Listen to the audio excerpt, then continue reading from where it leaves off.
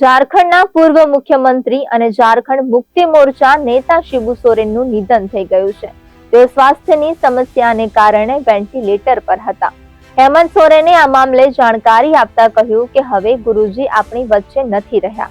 આજે હું શૂન્ય થઈ ગયો છું. શિબુ સોરેન છેલ્લા 1 મહિનાથી પણ વધુ સમયથી દિલ્હીની શ્રી ગંગારામ હોસ્પિટલમાં દાખલ હતા. તેમને જૂન મહિનામાં છેલ્લા અઠવાડિયે કિડની સંબંધિત સમસ્યાને કારણે હોસ્પિટલ ખસેડવામાં આવ્યા હતા. તેઓ 81 વર્ષના હતા. ઝારખંડના વર્તમાન મુખ્યમંત્રી હેમંત સોરેને આ મામલે એક્સ પર પોસ્ટ કરતા કહ્યું કે આદરણીય દિશોમ ગુરુજી આપણા બધાને હવે છોડીને ગયા છે. આજે હું શૂન્ય થઈ ગયો.